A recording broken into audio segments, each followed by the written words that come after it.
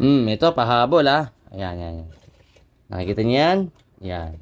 Dun tayo sa filler gauge o yung pag nagsusukat. Ito, yung sa baba, yan, sinukat ko yan. Yun. So, ano ko, point 15 millimeter. Ayan. Medyo maano na yung ano ko. Yan. Kaya nilagyan ko na lang yan eh. Naka point 15 po yan. Ayan o. Yun. Point 15 millimeter. Yan. Point 15 millimeter siya. No? So, okay naman. Pasok naman. Kasi point 12 to point 16 yung exhaust. No? Yung baba. O ngayon, dun tayo sa intake. So, pakita ko yung intake ha. Ang intake niyan, alam nyo kung ano? Naka point 8. Okay. Ito. Yan. Ito tayo. Ito yung gagamitin ko. Ayun o. 0.8 mm. So, lampas na to. Kasi ang intake natin is 0.03 to 0.06. Okay? Alam nyo na yan, di ba? Nasa manual yan. So, tingnan natin yung clearance. Ito. Lipat tayo sa kabila para makita nyo yung pwesto. Yan. Yan yung pwesto. Ito. Yan. Ito yung lapit ko pa. Yan. So, yun yung intake, no? Ayan yung intake. So, yung 0.8 mm ito. Yan. Yung 0.8 mm, ayun o. 0.8 mm. Kita ba? Ayan, kita. 0.8 mm. Susukatin ko ipapasok ko. Naka-top dead center po ako Pasok natin yung 0.8 mm. Walang daya 0.8. Ayun. Ulit. 0.8 mm. Pasok natin. Okay. Rico. Ayun, pasok Ulit. Pakita natin. Baka sabihin joke. 0.8 mm. Ay, sakit.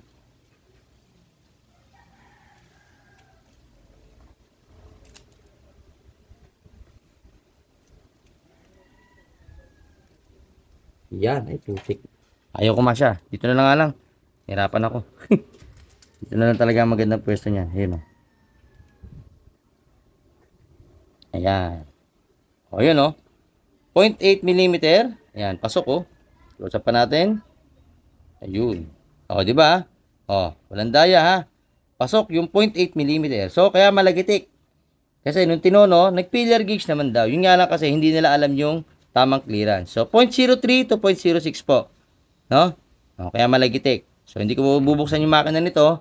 I-retuning ko lang po ito. No? Kasi nagawa naman to last time. Tama naman yung top dead center. Tama naman yung timing. Yung sa valve clearance lang, kaya malagitik kanina to. Kasi mali yung valve clearance. No? So, ibabalik lang natin siya between 0.03 to 0.06. Maalin doon. Then, sa exhaust, 0.12 to 0.16. Maalin doon. Yun po yung standard. No? Gigitna lang tayo para makuha natin yung tamang clearance. So, yun lang O, yan double check. 0.08. Ayun. Laki, no? Lampas na rin sa clearance. So, yan. O, sana nakatulong ulit to, O, siya pa rin yung ginagawa ko. O, yan. Continuity to. Continuity nung binablog natin. O, nung pinibigay sa inyo idea. Yan, O, yan. So, nakita ko lang, naalala ko lang. Kasi, yan, naglagay pa nga siya ng mga marking na kulay green, no? O, yun, no? Naglagay pa ng marking. Yan. May mga marking pa na kulay green yan. Diba? Para matandaan niya kung tama ba yung ginagawa niya. O, good naman yon, very good yun. Nga lang, sa clearance tayo nagka-problema. So, ayusin lang natin to. Itatama natin yung clearance. Ayan, Naka-top dead center. Ayun, Tumama naman dun sa guhit. Ayan. Okay? Sakto rin sa guhit. Ayan, Yun yung guhit. So, tugma naman. Then dito. Ayan, nakatugma naman yung top dead center niya. Ayan. Nakatama sa marking guide. Ito yung guhit. Nakatama dun sa umbok, ayun umbok na. Ayan po yung marking guide Kung bubuksan yung magneto, dito ho kayo babase. Okay, tinuro ko na rin yan last vlog, nung matagal na. Kung paano yung na-assemble. So, yan. Sana makatulong tong vlog na to, no? Kino-correct lang po natin. Kasi ako, nagkakamali rin ako. Tinatanggap ko rin yung mga pagkakamali ko. So, ganoon din tayo rito. So, sharing lang tayo. Nag-share lang tayo ng idea para magkaroon din sila ng knowledge, no? Okay, so ito, natapos na tayo. Ayan yung kanyang motor, no? Ito na. Siyempre, as usual, Ganun pa rin, no? Malinis. Nilinis ulit natin yan. So, pasensya na, no? Hindi ko na napakita yung pyesa. Pero may picture naman si sir. Yan, kumpleto naman yan. Detailed cleaning yan. Ayan, bago na ulit, no? Mukha na ba sir na bagong labas sa kasa? Ngayon, malagitik daw kasi, no? Tingnan natin kung malagitik pa.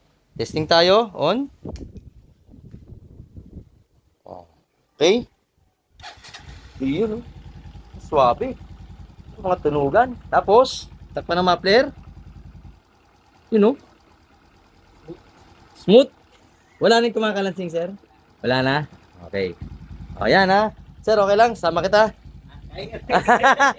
Okay lang? Hindi, okay lang yan. 1, 2, 3. O, yan. Sir, tigisan kayo, sir. Quezon City. Quezon City. North Fairview. O, North Fairview. Yan, si sir ha. Tapos na yung kanyang Rider JFI 115. So, yung reklamo niya rito, ano yung reklamo mo, sir? Hirap kumambyo. Tama? Tapos, maingay yung primary clutch. Tapos, may lagitik. Ngayon, super tahimik na, no? So, ang problema, yung SGP parts, hindi pinalitan ng SGP. Ang pinalit, aftermarket. So, napakalaking epekto, no? Isang pruweba lang to na yung original parts is iba yung performance, no? So, naramdaman mo ngayon, no? Na-test drive mo na rin kanina, di ba? Na maganda yung performance niya, no? Saka malambot na yung cambio. So, yun lang po, JGA Humble Works. At sana may natutunan kayo sa vlog na to. Na tinuro ko about dun sa valve clearance, saka dun sa aftermarket and original parts, no? Na bell and shoe. Then, yung sa mga oil, no? Napaka-importante ng oil. Hindi porket bagong labas, hindi porket maganda sa pangalan, okay, no? So nakita mo, no, sir, mura lang binigay ko, Petron lang. Wala pang 200. Pero sulit na, no? Ang ganda na yung tunog. Hindi naman namang problema sa takbo. 'Di ba? Naka-testing na ilang beses. So next na lang daw to is yung power appliance kasi hindi naman ginawa sa wire, Ang galing, 'di ba? Tapos yung busina, yun, malachunli.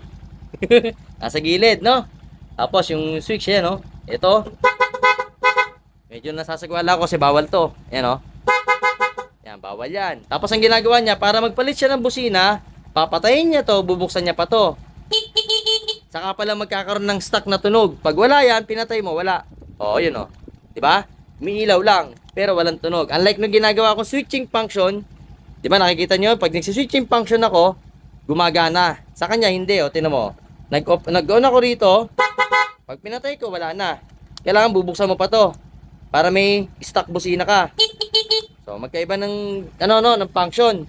Ang sagwa, sa akin yung style natin, Becky Work style. Sa push button lang, kahit saan natin ilagay dyan, basta push button na halo, automatic palitan na yon, stock to dual horn. Mas maganda yung ganun version. So sabi ni sir, pag-iipunan niya, magpapa-power up line siya by the next time. So ayusin ko to. Pag ako nag-ayos nito, sigurado malinis natin to, sir, i-organize natin, saka ayusin natin yung problema, Alright, so ayan. Okay na to. Muli, JGA Humble Works, nag-share lang sa inyo.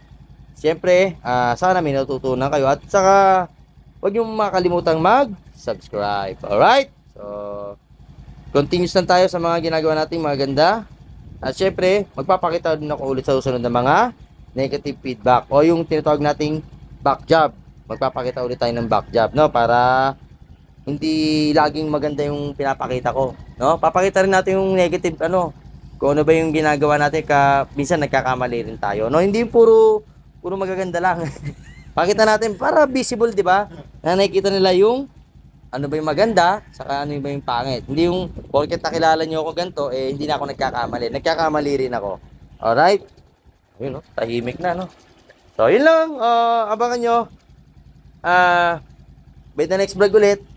So, meron pa tayong mga i-update ulit kasi marami pa nakaschedule. Pasensya na po sa mga nag-PPM sa akin at gabi na ako nakapag-reply. Minsan madaling araw kasi meaning nun, meron po akong ginagawang motorsiklo. Swerte na akong makapag-reply sa inyo ng hapon or pagka umaga. Ibig sabihin, consider puyat pa ako, wala pa akong tulog.